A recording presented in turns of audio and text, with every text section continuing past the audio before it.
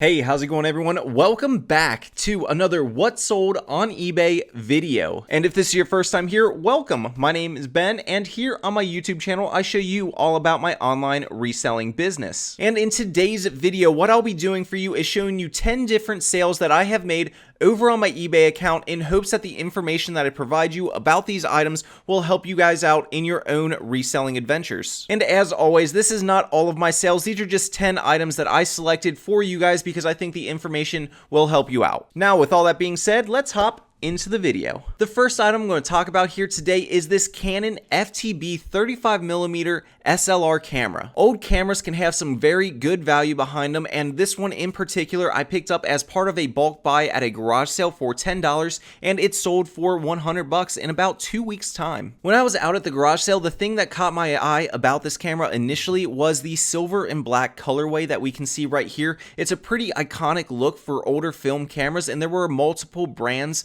that use this same look for their cameras. This one was a Canon, but other brands to look for are like Nikon and Minolta. There were also cameras made by them that are just as valuable as the Canon ones. This particular model right here was the Canon FTB, and other ones that you can look for are like the Canon AE1 is another common one that I find, as well as the Nikon Nikkor Mat. They are both things that look exactly like this camera, just a little bit different models and brand names, but it'll have the same general look about them. And before I move on to the next item, I do want to point out, whenever you find a vintage camera, I've talked about it before on my videos, always take a look at the lens. You want to make sure there is no growth or mold or fungus underneath the glass itself, because that will detract from the value of the camera. The next item I'm going to talk about here is this Gigabyte motherboard for a computer. Now, I know a lot of you guys out there probably have not spent time building your own computers or learning computer parts, but there is some good money in computer stuff if you know what you're looking for. I myself have built my own custom PC, and I know a little bit about computers. I wouldn't call myself an expert by any means, but I do have the knowledge base to identify certain parts that can be worth some good money. This specific motherboard right here, I ended up finding at Salvation Army, and it was actually in a different motherboard's box, and it was a newer motherboard box, so I figured someone must have upgraded their computer and this was their old motherboard. Well, I opened it up and looked at it. It also had the processor still in it, which is what was inside this little square right here, and then over in these longer lines over here were some sticks of RAM, which I sold separately. The processor sold for about $35, and the 2 sticks of RAM sold for another $30, but this board itself, without any of the other stuff connected to it, sold for $64 in 24 hours of me listing it. Now, if you're not familiar with computer parts, but you do come across them, most of them will have a model number printed somewhere on either the board itself or on the chip or on the RAM. That makes it extremely easy to look these things up, just like a pair of shoes. You just type in the model number of the board itself. So this one right here, we can see it's a Gigabyte by the branding on the board, and then down here under it we see GA-B75M-D3H. That is what I typed in to figure out if this was a board that would be worth reselling or not. So even if you aren't someone who is into computers, you can still capitalize on this niche of items to sell. It sells super hot, and there is a big demand for it out there. So if you ever come across something, look for the model number. It might be profitable. Next, we got a video game item. I bring something dealing with video games into almost every single one of these What Sold videos just to keep it fresh in your minds. This stuff sells super hot. It's a crazy niche to get into, and it's very easy money. This right here is a Sega Game Gear. For those of you who aren't into video games, the Game Gear was essentially Sega's version of the Nintendo Game Boy. It was just a lot more bulky and took an absurd amount of batteries in the back, so it didn't catch on quite as well as the Game Boy did as a portable gaming unit.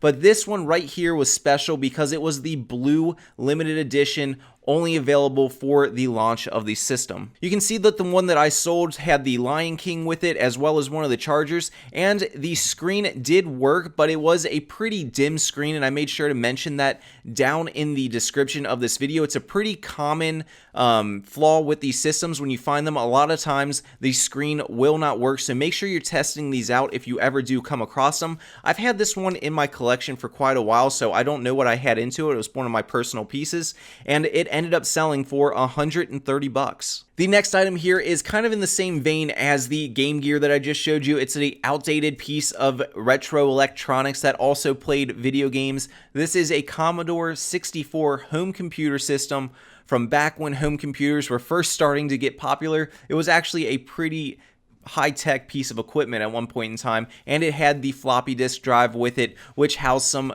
pretty iconic games that we know today. So this piece actually came to me as part of that bulk buy I made from that toy manufacturer. If you guys haven't seen that video yet, link will be up top right now. But this was one of the things that I bought. I spent $350 at that private pick, and this piece right here by itself sold for $180 plus $20 shipping within a week of me listing it. And the reason I'm showing you guys this one in specific is because I wanted to show you that some older computers can still have some very good value even if they are outdated, because there are some niches that really love this kind of stuff. Like I was saying, game collectors like the Commodore 64. There are some Apple collectors out there who like the older Apple computers. There is some good money in vintage computing if you know what you're looking for. Also, I want to point out that this was just for the console itself plus the floppy drive. There were no cords or anything in this, and if you notice, I did put untested up here in the condition and made sure to reiterate that down low in the description itself. So if you ever find these and you can test it out and it works, it would even command more money than the $200 that it commanded here. So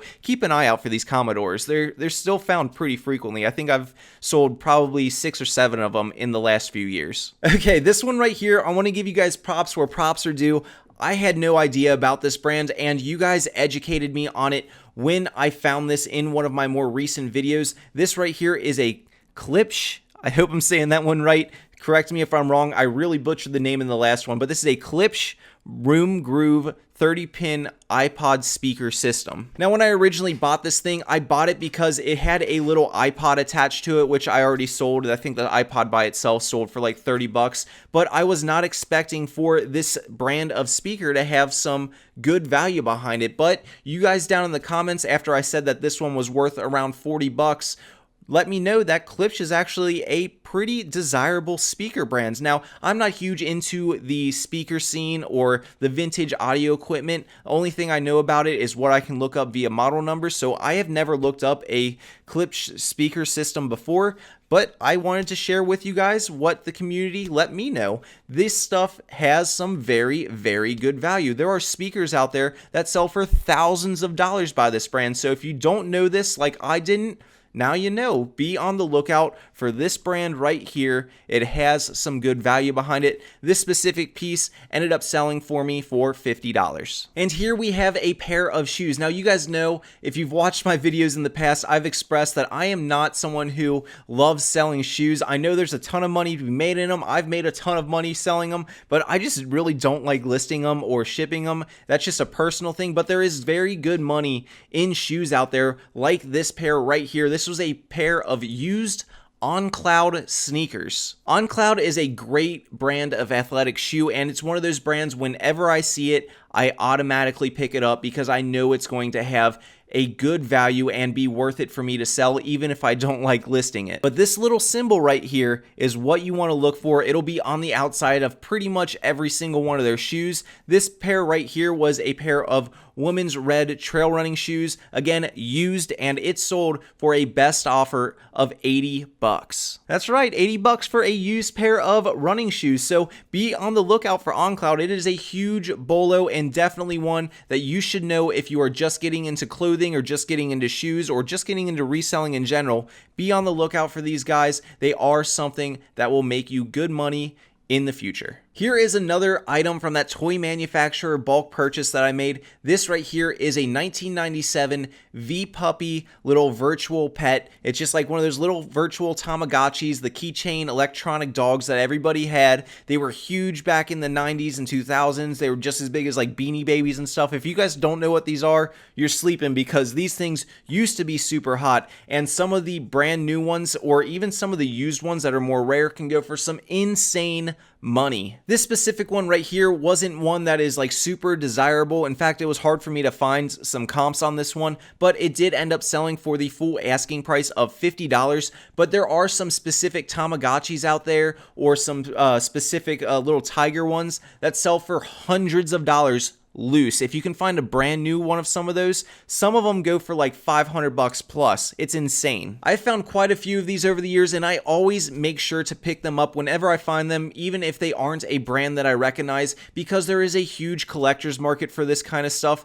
One thing to note, if you are able to test them out by popping a new battery in there, be sure to do it. They sell a lot faster if people can see that they are working. It's not one of those things that people tend to just throw on a shelf. People still do like using these things, so make sure they are working in working order. It could increase the value for you. And let's keep the toy train rolling here. Next up, we got a couple G.I. Joes. I'm not going to show you guys all the G.I. Joes that have sold for me. I've been selling a lot over the last few weeks, but I'm going to show you two in particular that sold to the same buyer. These are both G.I. Joes from the 1989 Night Force series. It was a Toys R Us exclusive run, and some of the Night Force series G.I. Joes can go for some insane money. This little guy right here is the Repeater action figure. He was a loose figure, so no accessories, no vehicles or anything like that, just the little 3-inch figure himself. He sold for $95. And again, another loose figure, so no vehicles, no accessories, was the Shockwave figure, another 3-inch figure. He sold for $160. Both of them to the same buyer on the same day. Moving on, we got another item kind of in that same wheelhouse. This is a plush or a stuffed animal. I wanted to bring plush into this video because it is an insane category that I love to sell in. There are a ton of resellers out there that I just walk right past all of the plush out to whatever they're looking for, but there is some very, very good money in stuffed animals if you know what you're looking for. This right here wasn't a super high-end one, but it is a category of stuffed animal for you to look for. This is a Build-A-Bear. Build-A-Bears have a pretty good following. If you can find a Build-A-Bear that is a special edition one like this one right here, they'll usually have some kind of marking on their paws, and you can see this one was just a pretty funky one, so it automatically caught my eye. But this one right here was a Romero Brito artist pop plush, and it sold for $25. I got this at Goodwill for like $3 about a month ago. And like I said, this isn't a huge sale amount on this specific plush, but I have sold other stuffed animals for hundreds of dollars for a single plush. I think my best one I ever sold was over $500 for a prototype Care Bear from Kenner that I found here local in Cincinnati, and that thing sold for over $500. So don't walk past plush. There's some good money in it if you know what you're looking for. Just do your research on them like anything else. And finally, we'll wrap it up with one more toy sale. I'm bringing in a lot of toys on this video, I know, but there's something that I enjoy selling, and there's something that you can find pretty common. This right here is a Furby. I have sold a few of the Furbies that I picked up in that lot. I think I picked up 9 of them total, and I think I've sold 3 so far.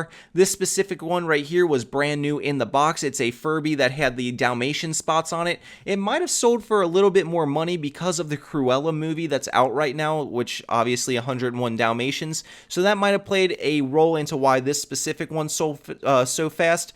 But it did end up selling in under a week's time for $65. And even in the loose condition, some normal regular Furbies can sell for around $25. Is a pretty fair price to ask for a loose one if you can find them. I'm usually able to pick up a few Furbies every summer at garage sales. They're one of those things just like Beanie Babies and the Tamagotchis I talked about earlier. They are something that was pretty popular back in the day, so they're not super uncommon to find, but they do have a pretty good collector's market still today, and they can go for some good money. Not Beanie Babies though, those things are a dime a dozen. The majority of those are, I wouldn't even touch them.